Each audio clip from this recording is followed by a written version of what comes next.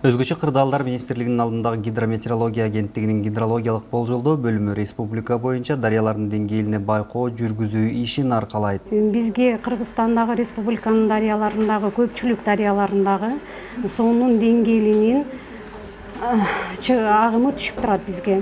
77 гидропост бар Кыргызстан боюнча. Ошолордун арасынан 50 гидропост бизге оперативдик түрдө бизге келет. Бизде видео код менен келет. Ал ар бир ИКанын өзүнүн баягы всемирный бүткүл дүйнөлүк метеорологиялык уюму бар да, ошол уюмдун аркасында бизде бир код болот. Ошол кодду менен суунун эртең мененки деңгээли канча сантиметр өзгөрүлгөндө ошонун баарын биз изилдеп, жазып, аны ал только суунун деңгээли келет. Биз деңгээлин кривой расхода деп коебуз, ошондой мен чыгарып расходко айландырабыз. Суунун деңгээлине байкоо жүргүзүү кырсыктардын, өзгөчө сел кырсыгынын алдын алууда чоң мааниге ээ. Бул боюнча маалыматтар тиешелүү мекемелерге берилип, кырсыктын алдын алуу иш-аракеттери көрүлөт. Суунун ченемин өлчөп турушат, ошол өлчөмгө карата биз ошону өлчөп, түшүндүрүп, баарын жазып, күнүмдүк бюллетень кылып чыгарабыз. Ал суунун суткалык обзорун биз чыгаргандан кийин ал бүт МЧСке, бүт структурага, правительствого күнүгө кетип турат. Андан тышкары гидрологиялык болжолоо бөлүмү күнүмдүк бюллетенден тышкары шашылыш билдирүүлөрдү чыгарат. Суунун деңгээли көтөрүлүп кетиши, сел каптоо, күндүн абанын ысым байланыштуу сел каптоо учурлары дагы шашылыш билдирүүлөрдү чыгарып турабыз. Суунун деңгээли кышында жааган кардын калыңдыгына көз каранды болот. Суунун өлчөмүн аныктоо сугат учурунда өтө маанилүү маалымат болуп, кошуна өлкөлөрдүн айыл чарбасына да таасирин тийгизбей койбойт. Кышкы мезгилде октябрь айынан март айына чейин кардын канча топтолушу, кышы бою канча жааган кардын топтолушунун процентин чыгарып, ошого жарата ошол быйылкы жылдын вегетативдик апрелден сентябрга чейин суунун деңгээли кандай болот, ошого биз прогноз чыгарабыз. Көп ал долгосрочный прогноз деп коет, 6 айлык прогноз.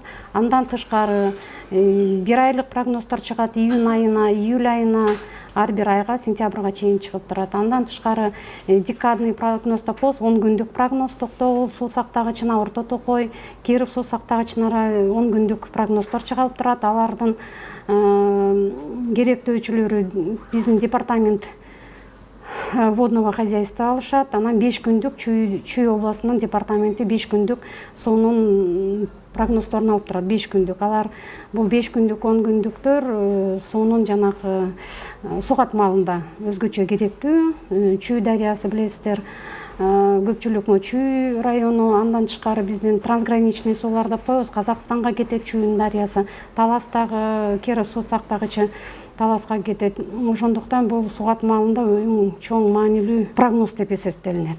Азыр суу катмалында элдин баары, биздеги фермерлик хозяйстволор көп, баардыгы мал чарба, айдоо аянттарын эгишет. Анан баарында эле суу керек да, суу деген баягы адамдын өмүрү булагы. Быйылкы жылдагы кардын көп жаашы жана жаздын жаан-чачындуу болушу өлкө аймагында күн ысыгандан тартып суунун деңгээлинин көтөрүлүшүнө алып келген. Жыйынтыгында дарыялардын угунан ашып, сел кырсыктары калкка жана айыл чарба жерлерине олуттуу зыяндарды алып келди. Суунун момундай көтөрүлүп кеткендери быйылкы жылы кардын топтолушу өтө жогорку ченемде болду. Процентин алганда 200%, 300%га чейин жетип, аябай көп топтолду. Ошолордун баары эми жаз келгенден баштап күндүн абанын ысышына, морики, бат-бат жаанчыл болду го быйылкы айлар.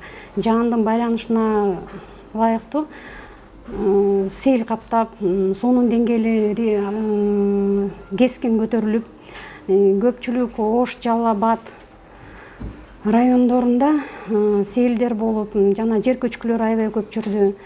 Суунун деңгээли коркунучтуу деңгээлден ашып да кетип жатты. Азыркы убакта, бүгүнкү убакта Ормаралда, Күмүштоодо ушундай коркунучтар турат. Дагы эле Жалал Абад областындагы Афлетим деп коесуңар, Көгар дарыяларында ушундай коркунучтар бар.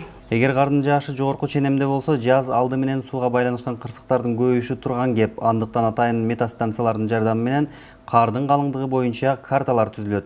Бул карталар кайсыл аймакта кар калың жааганын, суунун деңгээли кайсыл дарыяларда көтөрүлүшү мүмкүн экендигин алдын ала болжолдоого жардам берет. Бул цифралар процент. Канча проценттен жогору могу кызыл менен эметкендер эме кардын топтолушу өтө жогорку ченемде дегенди билдирет да. А көк менен бул нормадагы. Ошондуктан мынакей биздин Кыргызстандын картасында көпчүлүк аймактарда быйыл кардын топтолушу өтө жогорку ченемде болгондугун белгиленип турат. Ошого байланыштуу мына быйылкы биздин азыр бул мартта чыккан прогноз ушуну апрелге деп бергенде апрель, май, июнда мынакей азыр кардын тез эриши ушундай акыбалга алып келип турат. Гидрометеорология агенттигинин негизги функцияларынын бири катары аба ырайын болжолдоо эсептелинет. Мындай жумуш метеорологиялык болжолдоолор бөлүмүндө аткарылат. Биздин метеорологиялык болжолдоолор бөлүмүндө Кыргызстан аймактары боюнча 5 күнгө, анан Бишкек дагы Ош шаарлары боюнча 3 күнгө болжол түзүлөт. Андан кийин ар айда биз Кыргызстанда күтүлүп жаткан абанын температурасы дагы жаан-чачын боюнча болжол дагы жасайбыз. Аба ырайын болжолдоодо кошуна мамлекеттерде болуп жаткан аба ырайы да мааниге ээ. Болжол жасаш процессиде биз абдан көп информация колдонулат. Бул информациялар көпчүлүк мындай борборлордон келет. Бул Россиядан, анан Япония метеорологиялык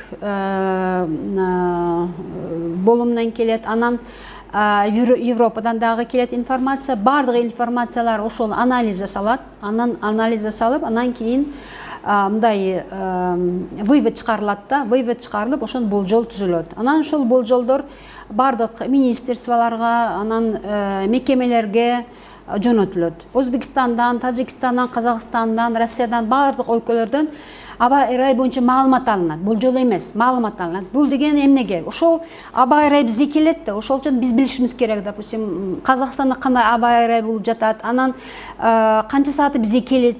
Өзбекстанда кандай аба ырайы болот, анан канча сааттан кийин бизге келет. Ошону билиш үчүн биз ошол бардык ошо Евразия материги боюнча кайерде кандай аба ырайы болуш маалыматы керек бизге. Кыргызстандагы жайгашкан метастанциялардан келген маалыматтар абдан баалуу болуп эсептелинет. Кыргызстанда ошол жайгашкан станцияларынын маалыматтары биз үчүн абдан мындай керектүү.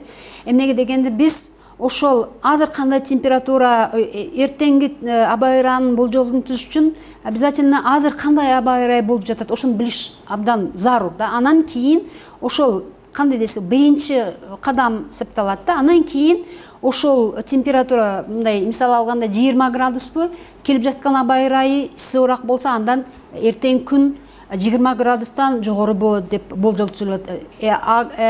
Мындай бир кезде ошол келип жаткан аба ырайы суугураак болсо, ошо 20 градустан төмөн болот деп ошондой болжол түзүлөт. Ошон үчүн Кыргызстандын бардык станциялардан алынган маалымат ар 3 саатта келип жаткан маалымат, шамалдын багыты, анан абанын температурасы, немдүүлүгү, анан абанын басымы, ошол анан булут каптап туратпы, жаан-чачын болуп жататпы, күн күрөп жататпы, мөөндөр жаап жататпы, ошол бар маалымат ошол эртеңги түзүлөдүгөн болжол үчүн абдан мындай керектүү, основной мындай кандай десе болот, негизи эсептелет да.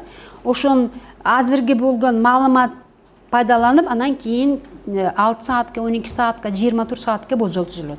Замандын өнүгүшү менен катталган жана күтүлүп жаткан аба ырайын автоматташтырылган система өз алдынча иштеп чыгат. Бул жумуштар мурун колдо аткарылып, эсептөөлөргө бир нече саат убакыт кеткен болсо, азыр бир нече мүнөттөрдө эсептер бүтөт. Эсаплар бардыгы автоматлаштырылган, алар модель боюнча келет, бардыгы мындай заманбап. Союз убактында бардыгын биз колдо жасайт эдик. Бизде мындай изотерма, изобара деп коет, ошо бардыгы колдо жасалат эди. Азыр бардыгы компьютерде жасалат. Анан бурун биз ошол анализга 2 саат убакыт кетет эди. Азыр ошол автоматлаштырылган жарым саатта бардык информация уже мындай даяр келет да, только прогнозист мындай көрүп, анан анализ жасайт. Кыргызстандын аймагы тоолуу болгондуктан аба ырайы тез-тез өзгөрүп турат. Андыктан өлкө жашоосунда мааниге ээ болгон аба ырайын болжолдоо мындан ары заманбап жабдуулар менен жогорку аныктыкта жүргүзүлө бермекчи.